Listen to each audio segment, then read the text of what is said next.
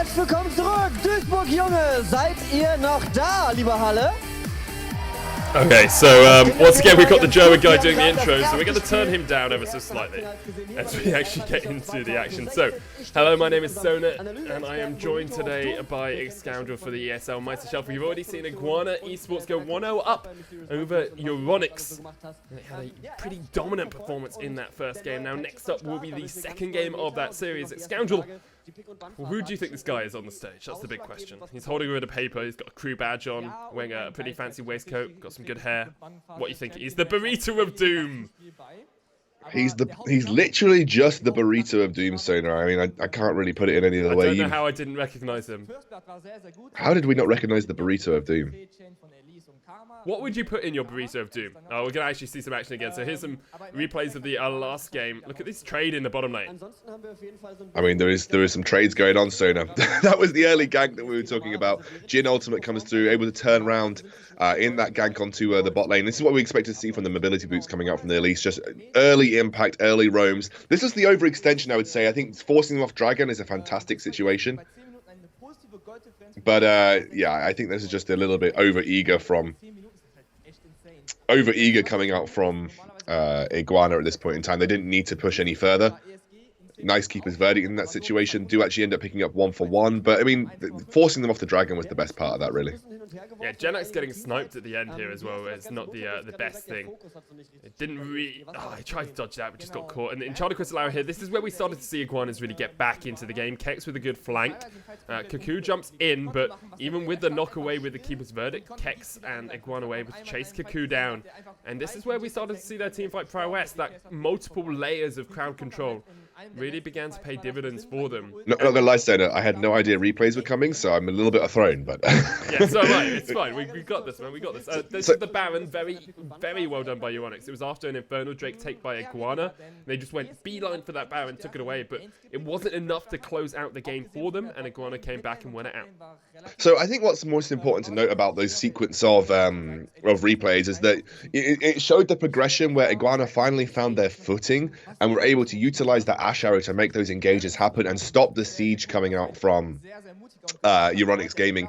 Even though Euronics snuck that Baron, they weren't able to do much with it because that really relied on their ability to siege as a group. And what happened is when Euronics picked up Baron, they went to a 1-3-1 and it was working well for them because they had that Baron buff. They didn't feel as comfortable doing that without Baron, so they felt like they had to group up and try and make a 5-man siege happen or sort of a 4-man siege. But that played directly into the path of this Ash Arrow, where they were able to just force out their better team fight. Even if they missed the Ash Arrow, they were able to engage with the Maokai because of that forward-moving momentum with the Karma Shield that they had.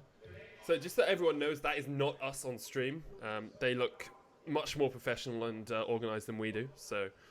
they probably are much more professional and organised than we are. Considering we were talking about the burrito of doom for the majority of that last segment. Now, Euronics need to work out exactly how they're going to get back into this series because... Of course, Iguana's taking the first game is a pretty powerful message from them. Euronics have been the stalwart of the German scene, but losing out in that first matchup will put them definitely on the back foot. I agree. I think, especially given how Iguana have outperformed them recently, Euronics have seemed to struggle on the most recent patch. And honestly, Iguana are taking compositions that aren't what you would expect. You know, they're kind of playing around specific sort of win conditions. I think this is very similar to how I think it was it SSG or was it SKT were playing around Ashe in Worlds, and a lot of people ended up banning Ashe. I wouldn't be surprised to see an Ashe ban come out this time around because I really felt like it was a difficult thing for Euronics to deal with. Well, bans already coming out thick and fast. Iguanas have taken Ivan and Katarina off the cards, as they did in the last game. Zyra and Syndra being removed by Euronics. Now, Iguanas trying to decide exactly what they want to use this last ban on, because if you don't play Syndra, you kind of want to ban it out. Genax has played a bit of Syndra. Cassiopeia is the next ban, and then Ryze to lock it out. So it is actually just an early Rek'Sai lock here by Iguanas, really valuing that jungle. Wow, that's I mean, with Syndra off the cards, there isn't many sort of massive first pick worthy champions, but Rek'Sai lock in I mean, I think Frantic was impactful, but I don't think it was the most impactful pick for them. And with going for the Rek'Sai early on, it just sends a message that Frenic is very comfortable, thinks obviously Rek'Sai works very well with the new plant mechanics. Your ability to control vision across jungles is fantastic on this particular champion. So really playing that vision game here and allows, obviously, like you said, your gank patterns to become a little bit more fluid because you don't actually have to utilize these tunnels, which have fairly long cooldowns. So I'm interested, but this seems to be Iguana's strategy. They picked Rek'Sai earlier on last time. If it sounded like I was eating Sona, it's because I was. I have something called a chocolate crunch. It's pretty awesome. Chocolate crunch, is that a cereal or is that like a specific? No, I got it from a supermarket in the UK that rhymes with dough-op. Okay. And it's the good old well-known so-op supermarket. And it's just like a biscuit with chocolate. It's just great. Is it like a Rice Krispie treat type idea? No, it's not. No, it's like mashed up biscuit baked in chocolate with like a thick chocolate layer on the top. That sounds delicious, actually. Like the base of a cheesecake, but in chocolatey. Basically, it's basically a base of a cheesecake. Is it a buttery biscuit base with some chocolate wrapped around it? Yeah, it's a buttery biscuit base with some chocolate. So next picks have come out. Euronics have gone for the Jhin Elise. No real changes thus far, and Ashe is still on the cards. Gangplank was banned away from Iguana last game, so they might pick that one up, deciding instead to lock in the Ashe and the Karma here.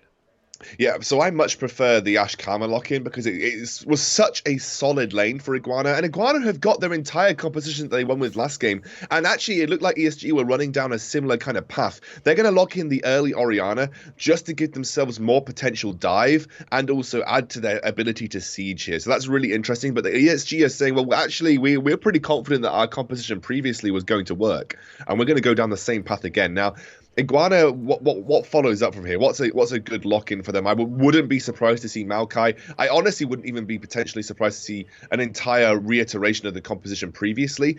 It depends how they feel that Corki matches into the Orianna, but a Corki Maokai lock-in here would not surprise me. At least a Maokai for sure. Yeah. The only difference I would potentially see was maybe in that mid lane. I wouldn't be surprised if we went for something like the LeBlanc instead in the mid lane, just for the extra burst potential. Corki I mean, LeBlanc isn't amazing into Orianna, but does have that ability to roam around a little bit more. I like the Corki because of the double AD. Yeah. I like the Corki because it basically gave them that ability to capitalize on siege charts. But actually, wow, they're going to go for the Poppy. So take that Poppy away from phones and then give Jenax the Victor, which I guess provides a similar kind of burst to what the Corki would do. You did say the Victor was really good in the current patch. Still, a lot of people playing these more control mages. From what I've heard from a lot of mid laners is the Victor into Orianna matchup is slightly favored towards Orianna, just because of the shielding and the ability to zone control a bit more with the ball. When Victor hits level 7 with the upgraded Hex Core, he can just clear out the back wave of minions anyway, so assuming he can survive to that point, he should be fine in the lane. Sure. Euronics looking for their top laner pick. Kled is on the cards, but not someone we commonly see selected in these matches. I haven't seen too much Kled played in competitive. There has been some patterings of it around in the UK scene from people who are particularly practiced. But if I'm completely honest, I don't know why you don't just sort of solidify a team, a diving composition and maybe go for a Maokai. But this could actually be this pick. It's going to be Kled. It's going to be Kled locked in the top lane. That's definitely a surprise, I have to say. Not a commonly seen champion up there, but Phone's very confident in his ability to beat out a Poppy with that Kled pick. Yeah, I mean, honestly, it's not a matchup that I have seen too often. And I know that Kled has a little bit of pressure against Poppy early on and can sort of maintain a bit of split push pressure by going down the Titanic Hydra route. So, Poppy classically doesn't split into people who push waves quickly like Trundle, and obviously Kled would go down that path as well if he went down Titanic Hydra or even, God forbid, Ravenous Hydra. So I guess Phones has got the sort of the impetus behind it. He says, actually, I can beat Poppy in a 1v1 with this Kled. And also gives them a little bit of engaged potential of their own. Obviously, Kled's charge does allow them to find the similar kind of... Can you say that again for me, please? No. Kled's charge! Charge! Oh, what a name. What a skill name. Kled's charge will allow them to sort of similarly function the way the Ashe Arrow does, but it is, it's adaptable. It's not shot in one vector. It can be moved across multiple directions. So, yeah, I like that. It also gives the entire team that speed buff too, and when you combo that with the Alistar, you know, that's pretty good. Alistair can find options, especially on top of the Jhin ultimate, to find those headbutt pulse combos. And with the Victor, who's a little bit more adaptable in terms of team-wide damage. What Syndra did was great for single target burst, but you add Victor now, you've got a single target burst, but in the late game, also huge team damage with that Chaos Storm too. So I actually think Victor is a lot more of a versatile pick here for Euronic Gamings. I'm really looking forward to the top lane, in all honesty. I think as Iguana picked Victor, by the way, not Euronics, but I'm really looking forward to see how Kled works into this Poppy, because usually we are just seeing that sort of more tank-oriented meta. We are into game onto Summoner's Rift. It's the second game between Iguana Esports and Euronics, and there is Phones on the Kled. You can see whoever's doing the camera work is shocked by the pick as well. He has got some violent tendencies in the top lane, does Bones, and will be looking to trade into this Poppy early on. And sort of his build path early on suggests everything to that particular matter. He's gone down the longsword and pot route, which, you know, he's not looking to have longer trades with his Doran's blade, you know, get that health back. He's saying, nope, take the flat damage, gonna have the pots if I need them, but I'm gonna be looking to be as aggressive as possible. Also accelerates my build potentially towards the Tiamat. So or at least down a route that would utilize a longsword on the back of a Tiamat anyway. So yeah, I like this. I think just Phones really sending a message. And speaking of sending a message, we've got the heart rates back up, boys. Everyone's resting pretty nicely, actually. Kaku under 100 at 98 at the start of this game, so he's pretty pleased with his Alistair pick. Pretty comfortable in the early game. I guess there's not really a huge amount of stress early on in these games, unless you do get spotted out. I expect Starway to jump up soon, because Arfen's going to come in for a little bit of aggression. I'm also going to turn the sound up, because I had to turn it down when the announcer was doing stuff, but I do actually want to hear the in-game sounds. GenX and Magic Felix trying to trade. Siphon Power will give GenX that shield, which means that he should be fine trading that lane. Yeah, also it was a nice body block by Kaku, the real bodyguard MVP. Stopped that volley from getting more damage onto Cedric, but oh wow, these early trades, they're really not playing in favor of Euronics. This is exactly how the lane played out earlier on in the last game. You do just get pushed in by Ash and Karma. You have to accept this as an Alistair and Jhin. You are not going to win the first few levels in the laning phase, so that's kind of what we expect. It's so difficult for you, because you're going to get pushed up by the Ash and Karma anyway, in a flame alongside that volley, just pushes the wave straight into you. Jhin isn't the best at farming early game if he's pushed into his tower because of his passive, because you know you've got Whisper, which is like, I can only do 4 shots at a time, and sometimes you're delayed in getting those shots off. So that's exactly what the Ash and Karma want to do, and there's not really many ways you can respond to it apart from having your jungler come down for the early games.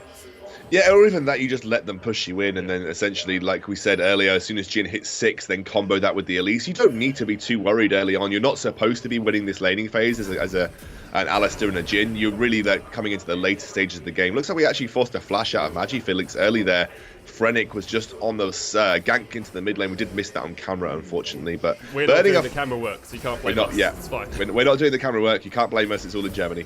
But actually, doing against Noriana, she's one of the weaker mid laners. Once that flash is down, she's a little bit more easily exploitable. But now we see most mid laners pick up Ghost as well. It will at least give her extra options when looking to evade, because I imagine Rek'Sai now is going to want to pressure that as much as possible. Phone's trying to trade in the top lane. Does of course have, is it Skull? I want to say it's Skull. I think it's Skull. I'm pretty sure it's Skull. Skull is the lizard on which Kled himself rides. Does have that Skull shield, but Kex with the Corrupting Potion will be able to heal himself up. Misses the bear trap on a rope. Here comes Obvious though. Kex needs to try and get away. Steadfast Presence into the hammer coming down. Heroic Charge gets him out with the flash as well. Euronics Gaming get a flash out of that top lane Poppy.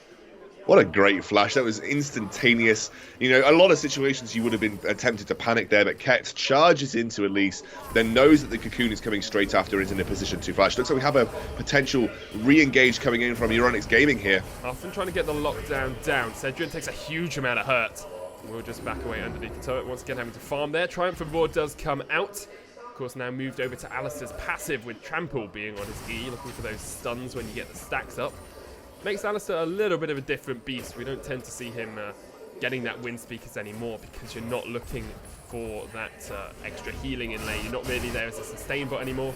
You're all about trying to go all in and get those I could tell someone left it on directed camera there on the tournament realm because it went all over the place. It's just a little bit mental at times. So guys, if you're worried about obvious, look, you got 2 doctors doing the casting here. I can guarantee you're not going to die at a 154 heart rate. It just means you've got high adrenaline flowing, and who can blame him? He's playing on stage in finals, but he's not going to die, guys. Don't worry. We hope. We hope. Nah, he's not going to die. He'll be fine. He could have Brigada syndrome, and then everybody will be shocked. But please. Anyway. Yes, it's not too difficult for people to get heart rates about that level. A young, healthy man can sustain a heart rate of like 200, 220 quite easily anyway. So, but we're all gamers and we all live inside, so that's not true. We're not going to help. That's true. Q engaged onto HQ. There's the deadly flourish, and here comes Obvious as well. Q not really going to be able to escape. Doesn't even burn his flash. First blood to Euronics. It feels like history repeating itself, but Arthur was pretty much on the page. Knew that he wasn't going to get caught out as well. Good early engage is kind of what you expect from the Jhin Alistair. If Alistair can find that headbutt pulve combo, or even just the flash headbutt combo, you know that someone is going to get locked up by the deadly flourish. Then Obvious following up very nicely, extends that CC chain, and now it looks like Ketz is going to try and push pressure onto Phones. Fenix here as well. Fenix going to go for the dive. There's the bear trap on the rope. We'll lock him up. Has to flash away, and Phones just able to turn this around perfectly. No way for Iguana to get that gank off. There was a ward spotting Fenix out as he came in, but perhaps could have just waited a couple of seconds, allowed this wave to push up, and then go for the dive.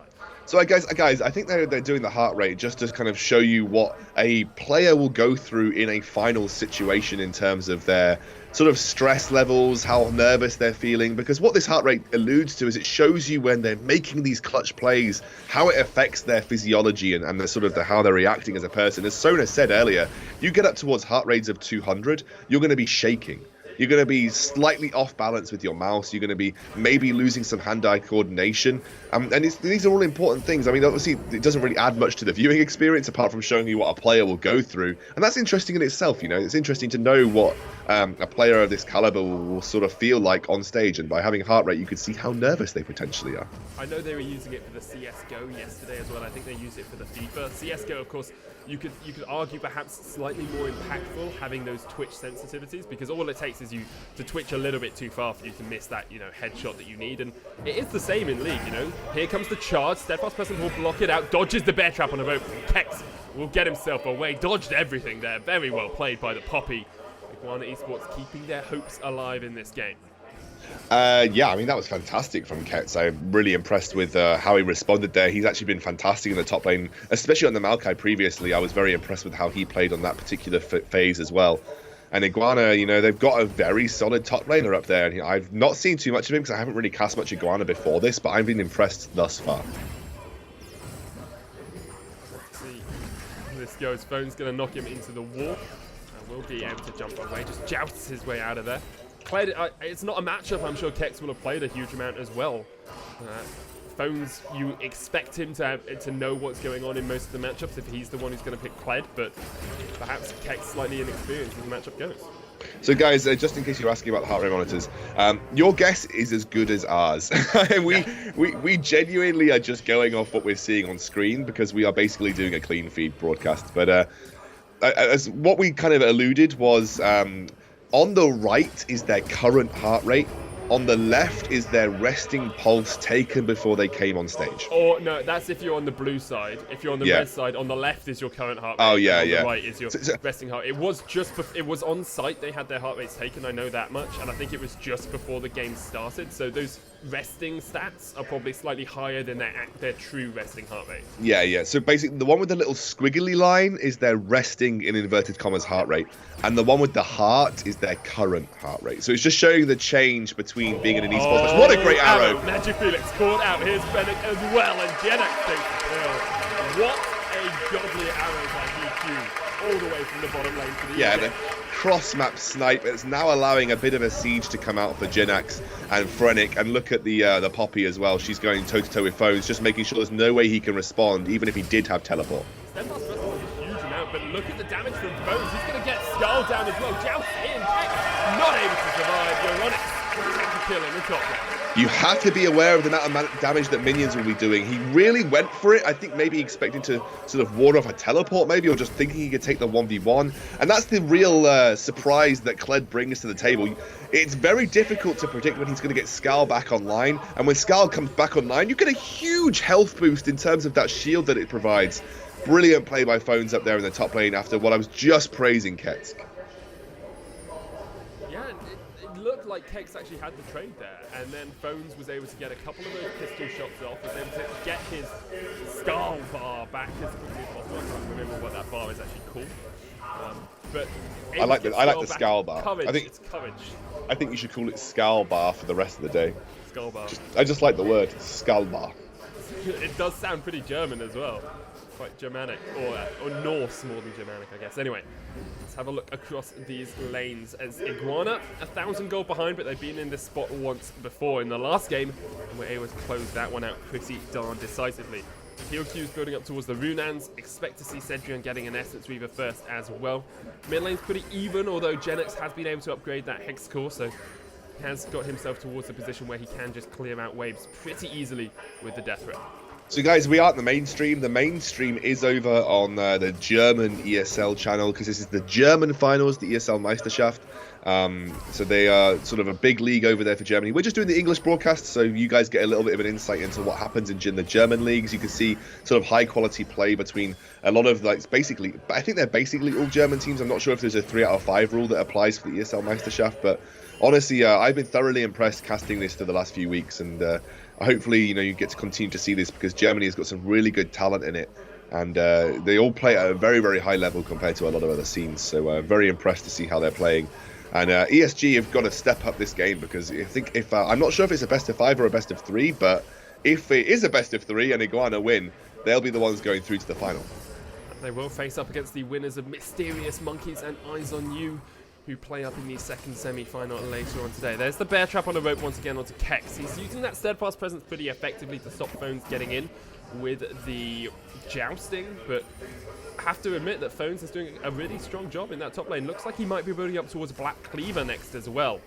So we'll be just putting a huge amount of damage down on that Clef. Absolutely, the Black Cleaver, if he gets that on the board, he already has the Tiamat, so he can start to push that Poppy in. When Black Cleaver comes through, you're going to start to chunk through what the Sunfire Cape is bringing for Poppy. Although you do have to realize Sunfire Cape can sort of a... What's the word I'm looking for here, Sona? An unexpected amount of damage out when going into a toe-to-toe duel with the melee, and obviously with the way that melee Kled works is that you may actually end up taking quite a lot of damage without realizing that, especially having no lifesteal in the bag. Looks like he tried to go for a potential diver or clear in the minion wave. That directed camera work. Directed cam, boys. Directed caught out underneath the turret, knocked up as well with the Keeper's Verdict. Kex can't get the kill, or Phones will escape. It has to be slightly cowardly as he will back all the way back to his tier 2. Magic Phoenix has pushed Genix out of lane slightly as well, has the shockwave back up in just a couple of seconds, can push this Victor back, but Iguana holding firm at the moment. Euronics definitely have the upper hand in this game, but Iguana haven't given up hope yet. Yeah, absolutely. I've got to give a little bit of a sort of background on the ESL Meisterschaft, guys. It is the biggest German tournament, so it's actually one of the biggest national leagues. I think it's even rivaling the Spanish national league that ESL have as well. So it's one of the biggest national leagues we have in Europe. So it's actually really fondly watched by the German community. They've got a lot of sort of backing behind it. The ESL Meisterschaft's really got a lot of fans as well, so especially German fans. Like, there's a small amount of English people viewing because obviously it's a German tournament. Not many people will want to watch the English version of the stream, but we hope they do though. Please go and watch. But obviously in Germany it's massive. They love it over there. They frequently get sort of 10k viewers on their streams. This is a really fairly big tournament for these guys, and they're playing at a very big, nice live venue as well. And it all looks really nice on stage. There's a lot of people in the audience. It's great for a national league to have that much interest. Definitely, and they've got some of the highest level play outside of sort of Challenger Series qualification. I believe the winner of this tournament gets a spot in the Challenger Series qualification tournament as well. So they will be looking to win, obviously, so they can get towards the Challenger Series and towards the LCS eventually as well. Now, Phones half up on the Courage, going to try and get those pistols off as well. Almost has Skull back straight away. Euronics have started up the Mountain Drake. It looks pretty easy secure for them there. It's obvious we'll take it. They got first Mountain last game as well. We have seen that sometimes it takes Iguana a little bit of time actually to not wake up as a team, but to really get to the position they'd like to be. Magic Felix blast cones himself away towards that blue buff. Fennec and Arfan trying to put a bit of pressure here, but not really going to be able to get too much out of that invade. They're looking towards the turret, but with Obvious and Cuckoo just around the corner, they don't want to stay around for too long. So in this top lane matchup, I've actually been impressed that Kekets have brought back a 20 CS deficit and is now brought it back down to about 10 or even 5 when the end of this wave comes through. So Kets, even despite the sort of the hardship that he's had to face up against this Kled, has kind of stabilized that top lane deficit for himself. He's gone towards the Ninja Tabai 2. He might just sit on this Barmy Cinder and end up going towards what I believe will probably be an Iceborne Gauntlet. That'll give him far more trading potential versus Kled in this top lane. Even with the Black Cleaver, you know, you still have to get through all of that armor on top, and you could only shred 30% max, I believe, with all of the Black Cleaver stacks. So, you know, if you build up this amount of armor, especially with the Ninja Tabai, going towards a Sunfire Cake, maybe going towards a Glacial Shroud into Iceborne Gauntlet, it's still a blinking lot of armor you have to get through regardless. Fennec caught up underneath turret, has to flash away. The teleport coming in as well. Kled will join the fray. Here he comes with the exhaust. Does still have the charge available if he wants to charge onto that backline. Kets is on towards Cedric, will knock away the Alistair, now needs to get himself away towards safety, but with 3 members of the ESG around him, there is no escape. Enchanted Crystal Arrow used more for disengage than anything else. Will stop Euronics in their tracks, but they can stop that first brick going down. They stop the aggression from Iguana, and they're able to get out of it without losing a man. Apologies, guys, we will clarify the title. The Grand Finals will be played later on. It's Grand Finals Day, but this is the semi-final between Iguana and Euronics Gaming. So this is one of the semi-finals right now. The winner will go on to the Grand Finals of Finals Day, but obviously this is the current semi-final. Good reaction by ESG, by the way, after going 5-man into that bot lane. They're going to respond by out-rotating their opponents of Iguana and going for that mid-lane tier 1. It was a good play by Kets to just force Cedrion out of the fight after using the ultimate, but then unfortunately with the rotation that came through from Euronics, he basically isolated himself, and that's why you saw him fall. Euronics seem to have stepped their game up this game and really utilizing that Jhin ultimate the way it should be used, and they aren't getting stuck into 5-people sieges and getting locked up. I actually still would have preferred the Maokai, I think, Sona, but with this Kled, I think Maokai might have fared even worse. I think Poppy is one of the top laners at the moment. If you can keep his Verdict a couple of people out of a fight, you just turn it on its head completely. However, that can, you know, pay off for the other team as well. If you accidentally keep his Verdict away someone who is low on HP, or if you can save someone, you can sort of lose the fight for your team as well. So I agree with you that Maokai is very strong. I think Poppy does a pretty similar role, although doesn't quite have the same lockdown potential as that Maokai does. Now, let's have a look at the mid lane. Genax sitting ever so slightly ahead on farm, has got himself built up towards that perfect Hex Core alongside what's going to be a Rylai's next as well. Kex is doing a good job of dodging out these bear trap on the ropes, but with Obvious just around the corner, wouldn't be surprised just to see Euronics push this lane up. There's the charge on towards Kex. Needs to try and get out of this one. Hasn't really got many places to go, but the dodges are superb until the Cocoon lands. Euronics will take him down. It's another kill on it towards Kex in the top lane. 0-3 now.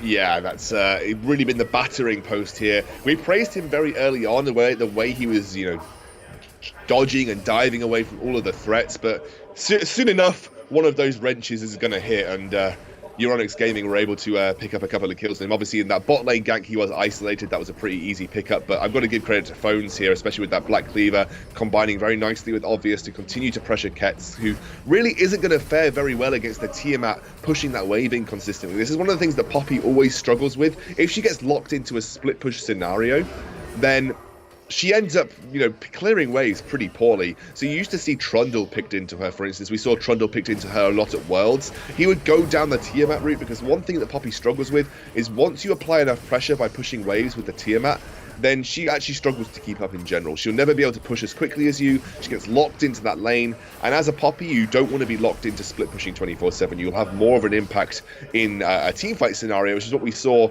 the Maokai being used for Kex last game. combining with the Ash Arrow, making engages happen, even if the Ash Arrow missed. By picking the Poppy instead of the Maokai, it means that, unfortunately, regardless of what happens, you are going to have to hit the Ash Arrow, because Poppy does not have as solid of an engage as the Maokai, so you have to hit the Ash Arrow. Otherwise, you don't really have an engage tool at all. I think the Rek'Sai is there as a follow-up engage, but as you say, it's all on the Ash really as the initial, or a teleport flank like Kex. I was going to ask you, Schedule, how was your chocolate biscuit? Was it delicious? I haven't finished eating it yet. That's a shame. Genox caught up in the shockwave, flashes away, gets himself out of the fight. Apparently one of the casters is slightly quieter, so I think it might be me. So I'm just I think it's you. Up a little bit. I think it might be trying to sort it out earlier, but now we've moved over to Skype. Should be a little bit easier. Is that louder for me? Hopefully that will sort it out. Has been a little bit of a difficult day production-wise, as the clean feed seems to be slightly hazy as well, but not as clean as we'd like it as a feed. Perhaps got some dirt on the camera or something in the spectator client in League of Legends. So the one with the less manly voice, I like. That sounds like you, man. No, I like you. I can't pronounce Dirk Chawan. I like you, dude. You're my friend. Dirk Chawan. I think that's a great name. Yeah, great Switch name. I'm sure you have a manly voice too, Dirk. Well, I could still have a manly voice. I just don't have as manly a voice as you do. Well, can't really contest that. Anyway, Infernal Drake, I love you, buddy. I love you. Kappa Pride. Kappa Pride. This is Infernal Drake being started, and I'm going to go very deep for my manly voice. It goes down. There's Johnny Krislao as well onto Cuckoo. Here comes Frennick. Bones in from the backside, though, with the charge. Frennick's going to be the first to fall. Here comes Bones. Solo has to get away. He's cowardly with that skull, and will just about escape straight into a curtain call. Iguana now needs to get away from Magic Felix, who just misses the shockwave. Euronics able to take Infernal and take down Frennick, but not able to get as much out of that fight as they'd like. It looks like they're going to lose this mid lane tower as well. Oh, the Infernal Drake going to Euronics Gaming was a pretty... No, I mean, that was, to be honest, off the back of that, that's a fantastic win for Euronics. You secure the Infernal Drake and you pick off Frennick as well. I felt like Iguana probably had to contest, and they actually ended up picking that tier 1 mid lane off the back of that too, so it's not the end of the world for them. They will end up losing the tier 1 bot lane, however, so that gold lead is going to accelerate further towards Euronics, but we're kind of at just 3k right now. When you look at the gold difference, 3,000 gold at 21 minutes, it's not a huge amount. It's the difference between one whole tier item, one whole legendary item for the 5 members of the enemy team. So at this point in time, the alarm bells shouldn't be ringing too much. You still have the Ashe, who proved so valuable in the late game in terms of sustained damage.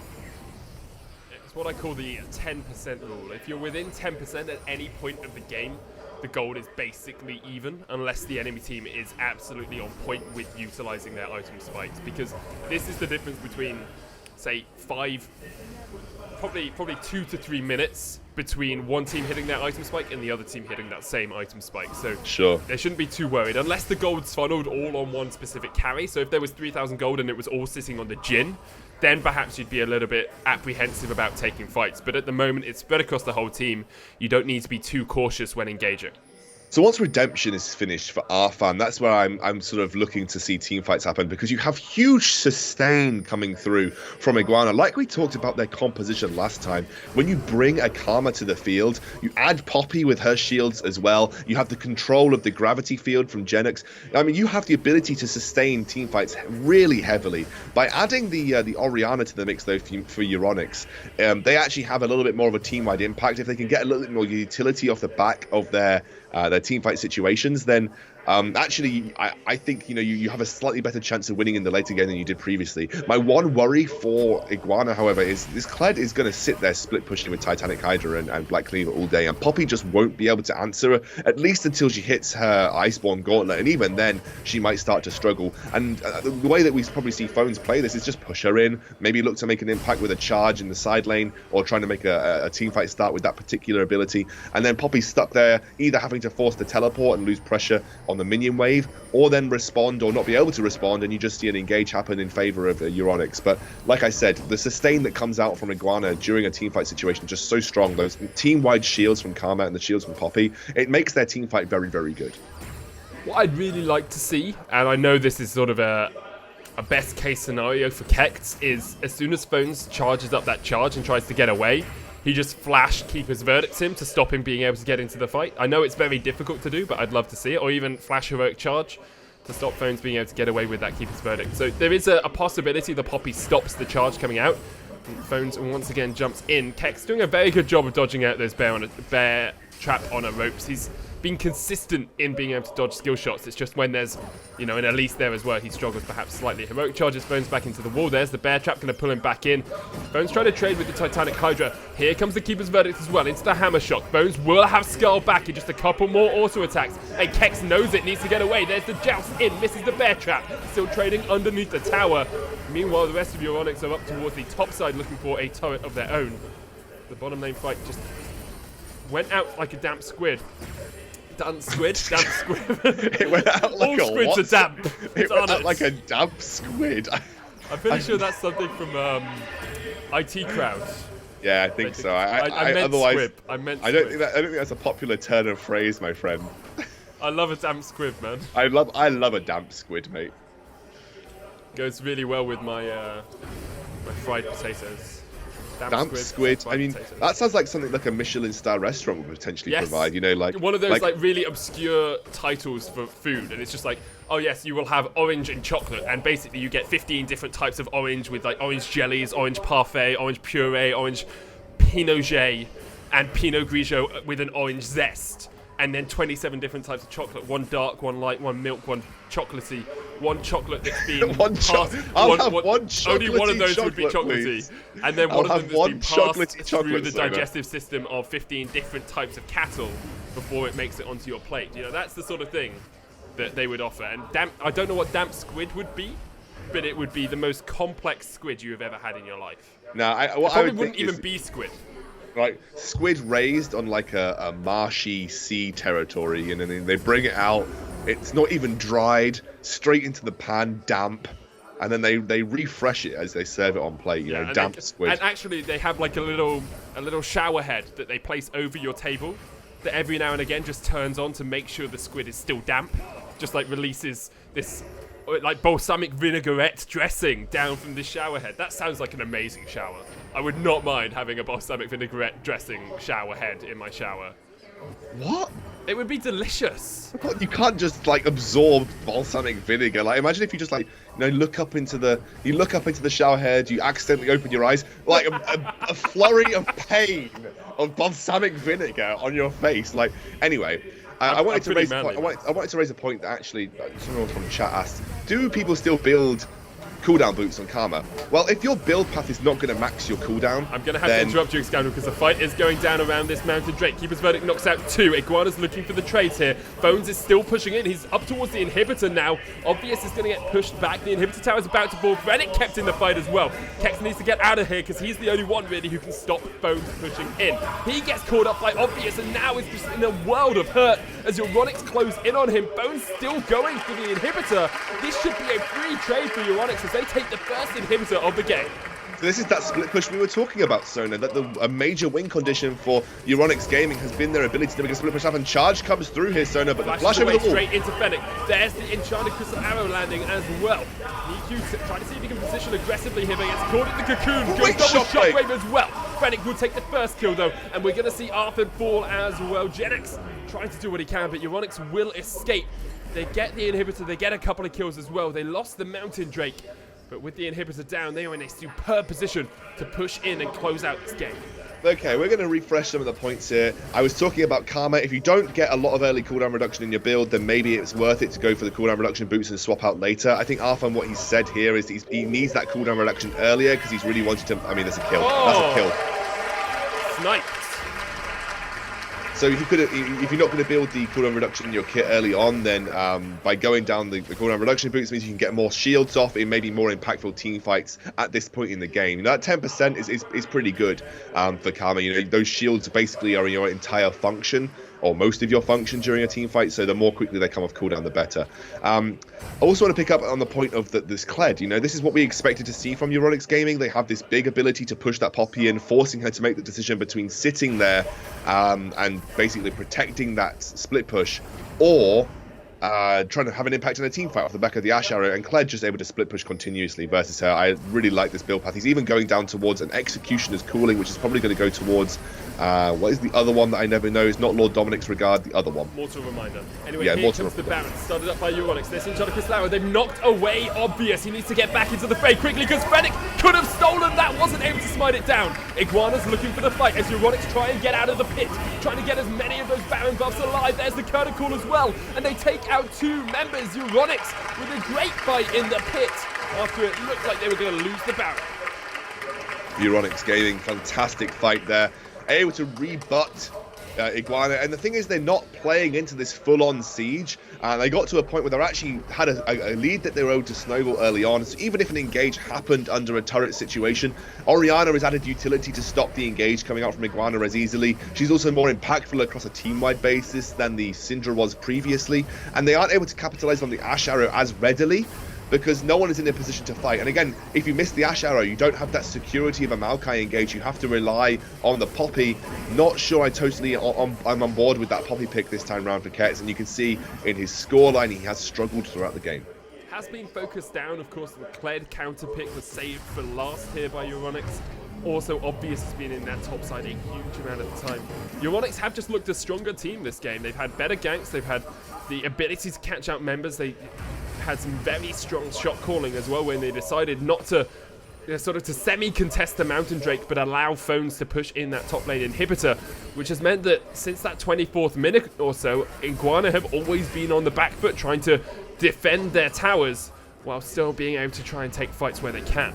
Yeah, chat, feel free to ask questions, by the way, because we are sort of, at this point anyway, fairly low sort of interaction, so you feel free to ask questions. We'll answer them when we can. We're high interaction because like, we haven't got the normal Mimi Twitch chat, which makes it a lot easier for us to interact. If it becomes questions like, "Oh, Excoundrel, where did you buy your chocolate bar from?" then maybe we'll step it down slightly. You never know. Although, Excoundrel, where did you buy your chocolate bar? It was the Suop, wasn't it? It was the Soop. Ah, Soop. That well-known supermarket in the UK. You know what I found weird when we went to Germany? So in the UK, Aldi is one specific like supermarket, whereas in Germany they've got Aldi North and Aldi Süd, and it's like they've got 2 different supermarkets. And Cristlau misses. There's the redemption as well. They didn't knock away Cuckoo, but Fennec just caught out. Look at the damage coming out from Cedrian. Very happy to snipe off these kills. Bones comes in. He's charging into the fray and picks up Ketz. This will be Euronics taking another couple of quick kills, and they can look towards that turret as well. There's super minions, 2 waves of them, pushing on Iguana's base. They have to back and defend, and Euronics will take the tower with ease. This is probably going to be game for Euronics at this point in time. They have massive pressure with these Baron minions coming through. They've got that ability to tower dive with the Kled and the Alistair, kind of what these 2 particular champions are used for. I will talk about Kled in competitive after the game, by the way. I saw that question in chat. Toblerone changes we'll talk about afterwards, but this could be this tie. This is going to be Euronics tying up the game. They'll take the Nexus, and Iguanas are still 1 game away from getting through to those finals. So are Euronics now. They have the momentum leading into the final game of what we think is best of 3. Okay, so let's answer some of these questions in chat. This view on the Toblerone changes, don't like them. Kled in competitive. Kled has his roles in competitive. He does very well into sort of tanky top laners like Poppy and Maokai. Probably better into Poppy because she can't clear waves and he's going to go down the Tiamat path. He also provides a little bit more tower dive potential off the back of the Jhin ultimate, which is probably why you saw him played here. Combos nicely with the Alistair, get Alistair into position. So I think that's why we saw him here. Also, a lot of it comes down to personal choice. Not every top laner will like to play Kled. He is fairly difficult to make work and only works in certain situations. So that's the Kled one. Where's the next question? Will we see Ziggs play in Season 7? Potentially if like full-on Siege becomes a really big thing, but I just think he's too sort of low impact. And if we're going to like super late game orientated with sort of control-based mages, maybe, but I don't think we'll see Ziggs unless the weakness is that they're trying to like tune assassins a little bit better at the moment, and Ziggs always struggled into assassins. So if assassins ever become someone that you can pick in a competitive game, I don't see Ziggs being in a good position. And there's too many people who siege better than him. Like I'd pick Orianna, Syndra. They're just too strong comparatively. Yeah, so I don't think we'll see Ziggs too much in Season 7. Oh, why did Ashe not go for Essence Reaver? Actually, in terms of flat damage item spikes with the Rune and Hurricane, Ashe just going for Infinity Edge is better. Although we do see sometimes Ashes go for the Essence Reaver if they value some cooldown reduction and some mana regen. But honestly, I would 9 times out of 10 personally go for Infinity Edge because it's just higher impact. Because you get guaranteed critical strikes with Ashe, right? So increasing her critical strike damage is great. Let's have a look. There was a question, have we had our tea yet? Now, tea itself is actually an afternoon meal, usually had about 3 to 4 o'clock. It's called afternoon tea, and you have with it crumpets and biscuits and such. Usually scones, or scones, depending on how you pronounce them. So we haven't had our tea yet. I think we're going to go to a quick break as we get ready to get into the next game. Let me answer. I want to answer everyone's questions before. Okay, right. So I've had a Let me cup of mute the tea. stream so we don't have the adverts playing in the background. I've had a